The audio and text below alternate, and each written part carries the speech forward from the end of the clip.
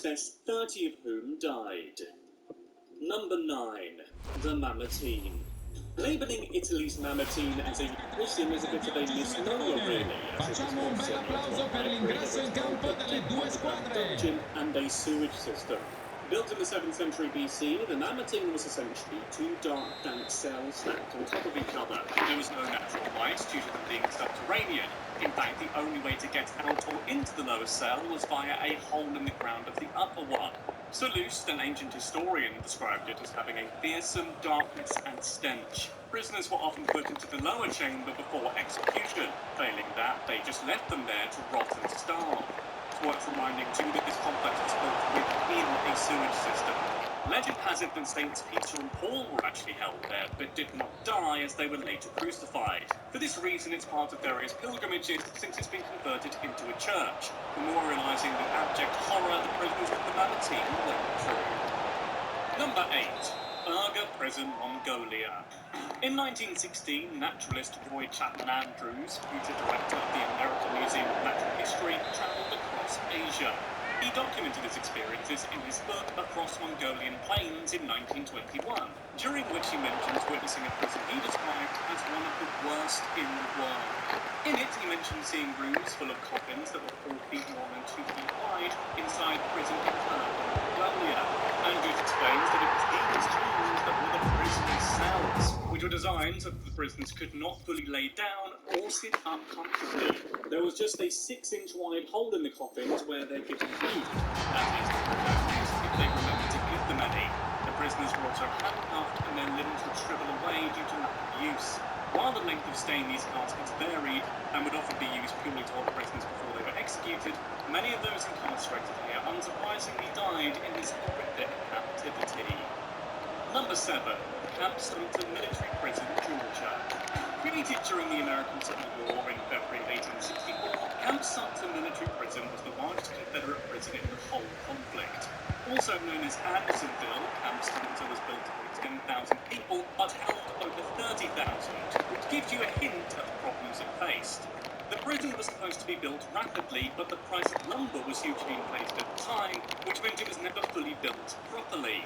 As a result, because there were no barracks to keep them in, instead the prisoners were open to the elements almost all the time. Some of them had shanties made of blankets and bits of wood, whereas others dug holes in the ground for themselves. The camp was built around a creek with water running through it. However, this was soon contaminated with sewage, making the prisoners extremely vulnerable to disease. There was also very little in the way of food due to the Confederates losing supplies, and what food they had was of extremely low quality with next to no proper preparation. By the time the prison was closed at the end of the war, 13,000 inmates had died as a result of these conditions, and its commander, Henry Vers, was executed for their murder. Number 6. Carandiru Penitentiary. Over 7,000 inmates lived in Brazil's Carandiru Penitentiary, whereas there was only space for a third that number. As a result, there was 1 guard per every 100 prisoners, so things were bound to go wrong. As soon as the prisoners arrived, they are told that they need to rent their cells. Even those lucky enough to have left the prison still apparently owed back payments for this. They actually tended to have a fair bit of freedom and control, and could get whatever they want within the prison through illicit means, including mobile phones. There's even a prison within the prison, called the Yellow, as those inside rarely see sunlight. However, it's most famous for the results of a riot after a game of soccer. 300 police officers stormed the jail and killed over 100 prisoners. Allegedly, this included prisoners who had surrendered or were trying to hide, often at close range. In 2014, 73 of the police officers were convicted, some of whom were sentenced to 156 years in jail. The prison was later demolished in 2002. Number 5. Devil's Island. 10 miles off the coast of French Guiana lay one of the deadliest and most notorious jails in the whole of the French penal colony, Île du Diable, or Devil's Island.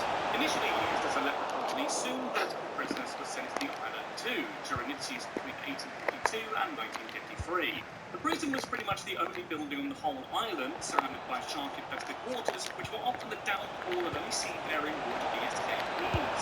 The convicts were taught to provide labour in all conditions while shackled.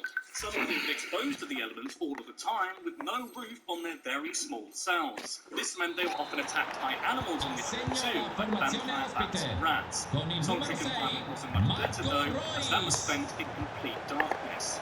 Devil's Island saw 80,000 prisoners come and go, though the vast majority never got to leave the island as thousands upon thousands died of various diseases as well as poor diet and labour conditions. To this day, the general public can visit other islands in the colony, but venturing to Devil's Island is strictly taboo. Number 4. The HMS Jersey. It's late 18th century in America. In light of the war for independence against the British, who were occupying New York City at the time.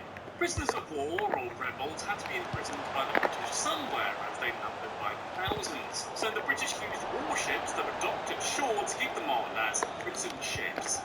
Worst of these was the ship nicknamed Hell, the HMS Jersey. It transpires that the name is horrifyingly suitable.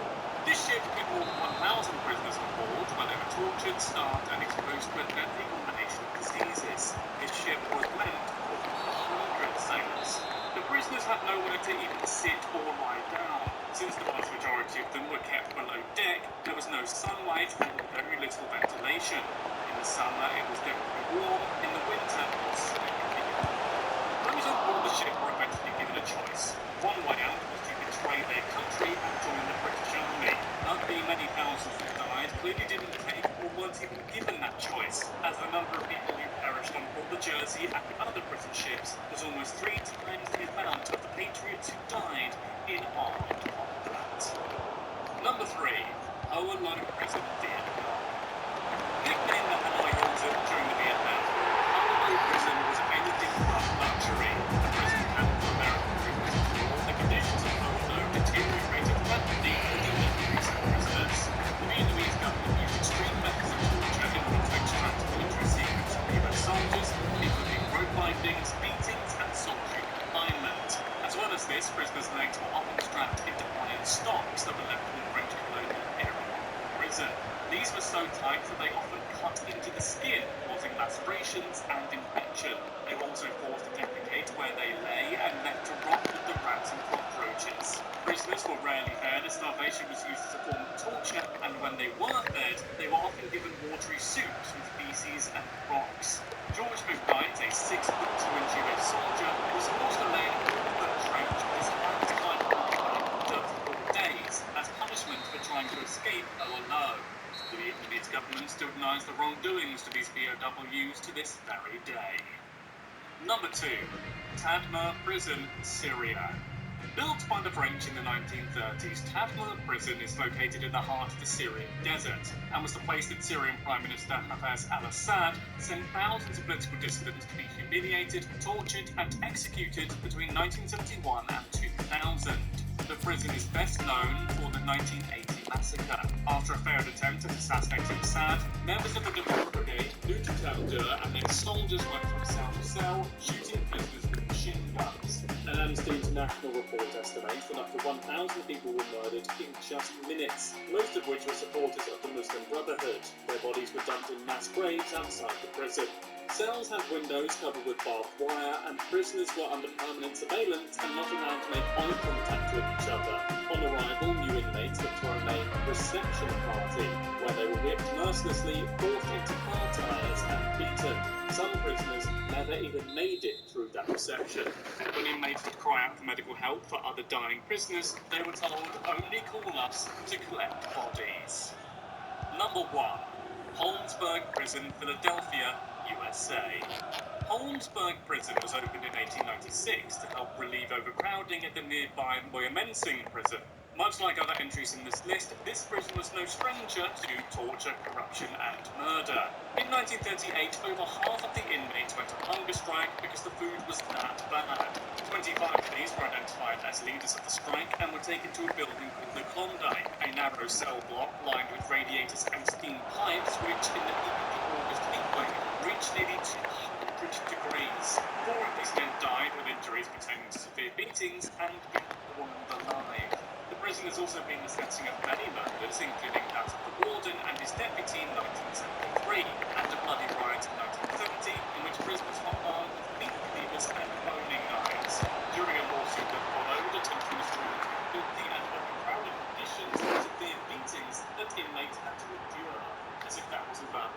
prisoners were also used in medical experiments, where Dr. Albert Glickman exposed participants to herpes, staphylococcus, radioactive isotopes, chemicals that cause skin blistering, psychoactive drugs, and carcinogens. So those were the 10 hottest prisoners in history. Now, let me know in the comments down below. In the meantime, though, be sure to give this video a like and subscribe to the Tiny Tales if you haven't done so already for more great videos just like the one on the screen right now.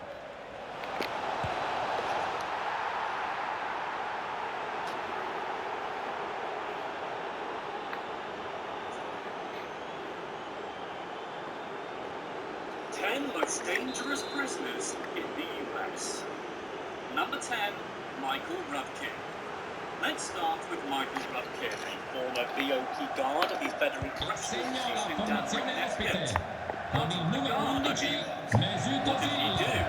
Well, if orange is the new black taught us anything, it's that relationships between inmates and guards are pretty common. Let's just shut, I hear you say. Besides, guard-inmate affairs are not allowed. That doesn't make Rudkin a dangerous criminal, and you're right. But you see, Rudkin not only established a physical relationship with the inmate, but they also plotted together to murder his wife. Rudkin was charged in 2008 and received a 180-month prison sentence. But the real problem hadn't even started. While serving his sentence at FCI Coleman in Florida, Rudkin encouraged other prisoners to kill his ex-wife, her new boyfriend, his ex-intimate lover, and a federal investigator. Predictably, after this, he was charged with multiple offences, and in April 2010 was convicted again. He was sentenced to 1,080 months, or 19 years, in prison. Number 9. Ramzi Youssef. Like the majority of the criminals in this list, as you'll see, Youssef ended up in Supermax Orange Prison in Colorado. How to get the ticket, though, for this max security prison? In Youssef's case, first of all, he was a convicted terrorist. In fact, Youssef accompanied the perpetrators of the World Trade Center bombing of 1993, the 1994 bombing of the Philippine Airlines Flight 434, and also conspired in the Pachinko plot of 1995. It was in 1995 that Youssef was arrested by the Pakistani Inter-Services Intelligence and US Security Service in Islamabad. With a top terrorist resume like this, he was extradited to the United States, where he received 2 life sentences with a bonus of 240 years. Who knows, good behaviour, those 240 years may harm. In any case, Youssef's situation was worsened due to his lack of cooperation with the government. Additionally, in all these years, he never appeared to be remorseful or even ashamed of his actions. And that makes a dangerous criminal. Number 8. Eric Rudolph. Rudolph is another terrorist sent to the Supermax Federal Prison in Florence in 2005. Rudolph was convicted for a series of anti-abortion and motivated bombings across the southern US between 1996 to 98. He killed 3 people and injured a total of 150 others. However, despite the series of bombings perpetrated by Rudolph, he's mostly known for the Olympic Park bombing of 1996. He's also well known for having spent 5 years on the FBI Top 10 fugitive list. Rudolph gave quite some trouble to the FBI. It wasn't easy to trace him. Described by the Federal Bureau as a skilled outdoorsman, Rudolph managed to elude law enforcement officials for 7 years while hiding out in the mountains. Eventually, he was arrested in 2003 with a joint collaboration between federal and local investigators while rummaging through a trash bin behind a rural grocery store in Murphy, North Carolina.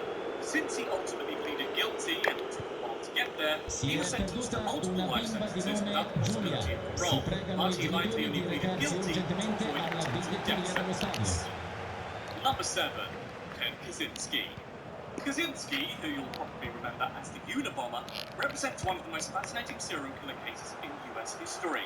We don't have as much time here to go into as much detail as, say, a Netflix documentary, but we'll do our best to analyse such an intriguing and complex figure. First of all, Kaczynski was a genius, a luminary mathematics professor who graduated from Harvard in 1962. He chose to abandon his academic career in 1969 because he wanted to pursue a more primitive lifestyle, with a utopian plan in mind. His plan began taking form between 1978 and 1995, a series of nationwide bombings aimed at targeting people involved with modern technology. Kaczynski's goal was to open society's eyes, tackling industrialization while advocating a nature-centered form of anarchism. He was only arrested in 1996 and is currently serving 8 life sentences, without the possibility of parole in Supermax prison in Florence. Yep, that one again. There he has befriended Ramzi Youssef and other bombings perpetrators. The gang have spent time discussing religion and politics. Some of the most ingenious and dangerous bombers in the world bringing their minds together. That's not fancy at all. Number 6. Terry Nichols. I know that at this point, no matter how fascinating and unique each case may be, you've probably had enough of criminal bombers, but bear with me while we explore the story of the last bomber in this video. Terry Nichols, born in 1955, built his life on short-term jobs, jumping from one to another. Then, in 1988, he joined the US Army, as you know, keep your options open. This led to an unfortunate friendship. It was in the Army that Nichols met Timothy McVeigh. After less than a year of service, Nichols requested a hardship discharge. His career in the Army was over, but not his relationship with McVeigh. The two planned the bombing of an attack of an FBI building in Oklahoma in 1995. The bomb Nichols built killed 168. McVeigh was sentenced to death, but Nichols was given 61 consecutive life terms without the possibility of parole. He's incarcerated, guess where? At the Supermax Florida prison. The prison houses only male inmates who are deemed the most dangerous threat to national security. You should probably guess by now. Its harsh conditions have earned the prison a place in the Guinness Book of World Records for the most secure prison in the world. In fact, prisoners are allowed out of their cells only for limited social and legal visits, medical treatment, and a few hours of weekend indoor or outdoor recreation.